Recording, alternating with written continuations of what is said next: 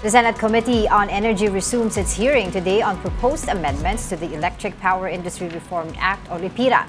For more details, we have mobile journalist Merimon Reyes. Merimon, go ahead. Angela, sa continuation ng Legislative Inquiry ng Senate Committee on Energy na pinangungunahan ni Senator Erwin Tulfo, ngayon tinatalakay nila yung dalawang klase ng systems laws kung saan ito nga yung nasisingil, napapasok sa bill charges ng mga consumer, ito yung technical at non-technical. So yung technical, ito yung law of physics na dahil sa haba raw ng linya ng kuryente na ng distribution na utilities, doon hindi pwedeng yung supply talaga supposedly napapaabot ng buo. Pwedeng hindi kumpleto yung nadidistribute na kuryente. Pagdating naman doon sa non-technical laws, ito yung tungkol sa mga nagja-jumper, yung mga illegal na kumukuha o kumukonsumo ng kuryente. And yung dalawa na yan, yung sinasabi nitong Department of Energy, pati ng Energy Regulatory Commission na pag-aaralan daw nila. Kasi ang sinabi naman ng DOE kanina, sinusuportahan nila itong direktiba na binitiwan ni Pangulo Bongbong Marcos sa kanyang recent na State of the Nation address. And ngayon ay kasulukuyan silang nakikipag-usap, nakikipagpulong daw sa private, maging sa iba pang energy cooperatives para masiguro na mas malilimitahan pa kung sakali at kung anong adjustments pa ang kakailanganin para hindi raw maging mabigat sa bulsa ng consumers. That includes yung steadfasting daw ng pagpapatayo ng mga distribution utilities para ito ang sasagot doon sa system losses na nangyayari sa kasalukuyan. Angela. Well, Merimon, both Senator Win Gatchalian and Senator J.V. Ejercito have filed respective bills or measures regarding this end to system loss charges burdening electricity consumers. Can you tell us more about it and paano sila makikipagtulungan sa Kongreso para mapasa ito? Angela, ang nasabi nga nitong mga mambabatas, itong mga senator na nakausap natin after ng SONA, ito na raw yung isa sa mga marching order na kanilang bibigyan talaga ng oras at panahon. At ang target nga nila, hopefully before December daw, matrabaho na nila ito, yung amendment sa kakailanganin sa EPIRA at maipasa.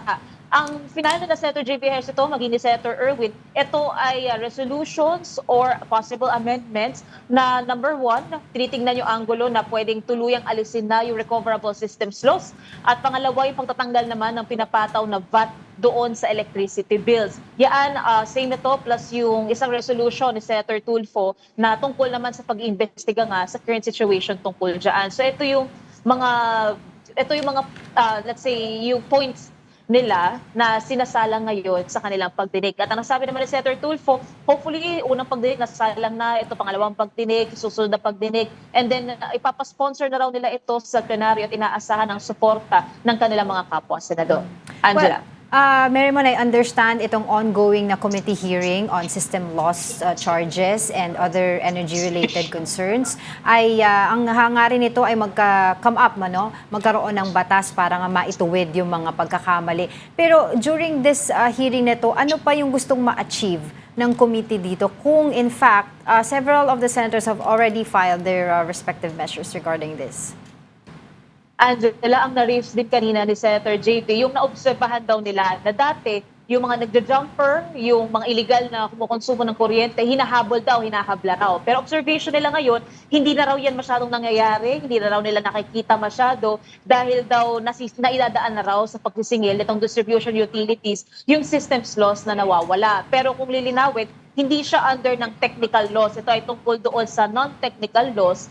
Kaya yan yung isa sa mga bagay na gusto nilang mapaigting, yung pagbabantay daw sa proliferation nitong illegal na mga kumukonsumo ng kuryente. Ang rationale nila dito, naging example din ni Senator Erwin, kapag kasi isang tindahan daw, may shoplifting, dapat daw bang singilin yung nanakaw o yung nawala doon sa customer, doon sa consumer. So yan yung ilan sa mga angulo tinitingnan nila, plus yung pagpapabilis na nga ng pagpapatayo pa ng mga pasilidad para masiguro na maayos yung magiging distribution ng kuryente at para hindi na nga raw mauwi pa sa paniningil sa mga consumer. Well, sinasabi nga nila, mas marami yung nawawala, doon sa non-technical losses na pinag-uusapan natin tulad ng nabanggit mo, yung mga jumper, illegal connection, etc.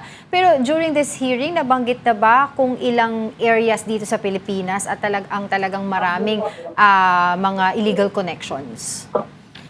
Sa ngayon, hindi pa natin naririnig yung datos niyan or kung may statistics na i-report. Pero yan yung part ng agenda ngayon. Yung iba pa kasi mga grupo, yung iba mula sa energy cooperatives, lahat sila ibibigyan ng oras para magpresenta. Ang nasabi pa ni Senator Tulfo kanina, tigta 3 minuto sila. At saka nila iisa-isahin pa yung mga issue kalakip nga ng usapin na ito. Angela. Nabanggit din ba dyan sa hearing na yan, Marymon, kung ano ba talaga yung magiging punishment doon sa mga tao na mahuhulihan na nagja-jumper o mayroon mga illegal connections para lang ma-remind natin yung publiko, Marymon, na ang kanilang ginagawa ay hindi tama? Yun nga, Angela, yan yung sabi ni Senator JP last time na nakikita nila, hinahabol ang mga ito at kung may offense man, haharapin nila ng mga ito, yung mga nagtitik na o kumukuha ng illegal electricity connection o yung kuryente. May pag-aabla, may pagharap daw sa batas. Pero sa ngayon nga, ang tinitingnan kasi nila dito, while mayroong cap itong electric cooperative sa maaari lang nilang singilin pagdating sa systems laws, parang medyo bumababa nga raw yung pagiging mahigpit sa pagbabantay doon sa non-technical laws. Naiintindihan naman daw nila yung tungkol dito sa technical systems laws kasi nga law of physics daw yan. Di nga diretso makapunta o mahaba ang linya, pero kailangan din daw tutukan itong non-technical laws.